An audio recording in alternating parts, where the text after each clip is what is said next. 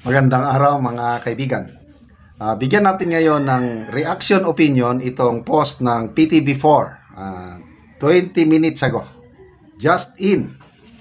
Tungkol ito sa Senate presidency.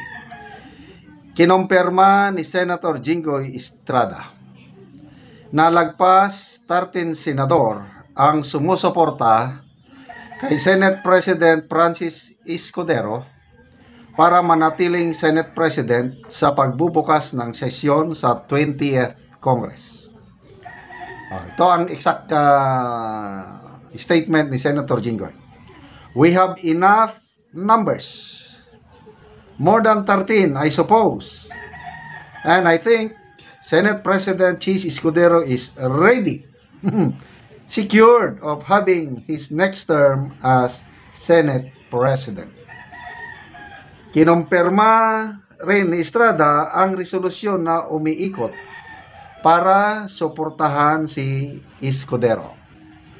Dagdag ng senador, maaari silang maging super majority. Probably we can call it super majority.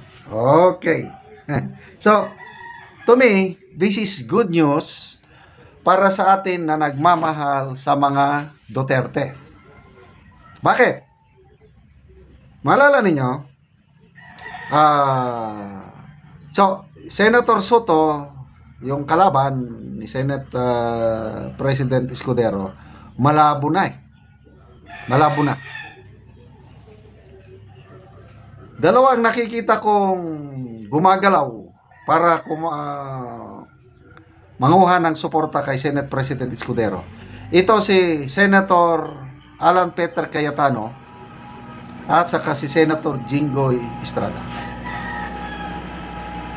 Jinggoy, siya ngayon ang Senate Pro Tempore.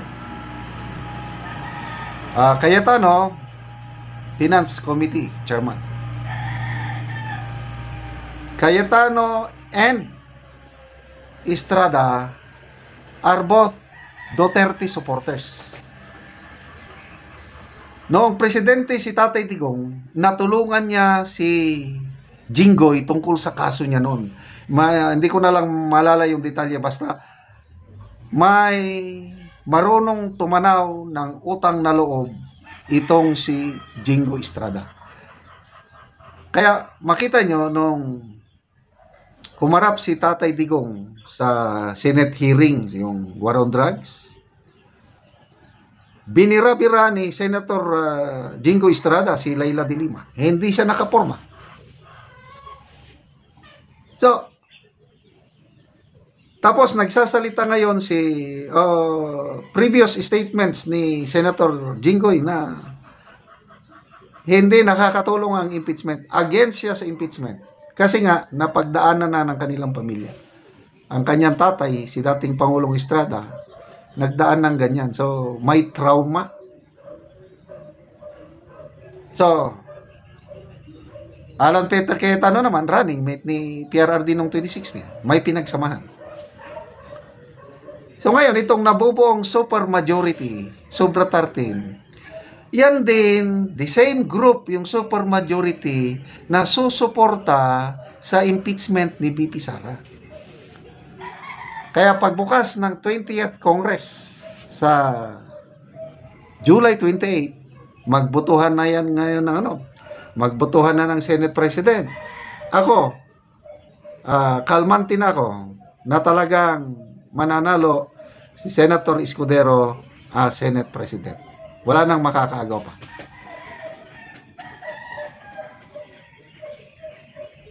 Wala nang, iiyak na. Sinong mga iiyak dyan? Of course, si Senator Soto dahil ambisyon niya. Kailang nagsabi na si Senator Soto na hindi daw niya ilalakad. Hindi daw katulad ng iba dyan na nilalakad niya. Siyempre, kung interesado ka sa isang posisyon, Senate President, why not? Ilalakad mo kung may laban ka. Kung wala kang laban, ay talagang surrender ka na lang. So, ang mga nakikita kong sumusuporta kay Senator Soto, mga veterans ang tawag nila dyan, ang veteran, Soto. Soto, Ping Lacson, Ping Lacson, Lito Lapid. Yan. Loren Ligarda, yung mga magkakasama, veteran. Subiri. Kasi alam ko may konting hidwaan Subiri and Escudero. Tapos yung mga Tolpo brothers. Ito. Sino pa ba? Pwede si Hontiveros. So, ilan lang? 8 lang.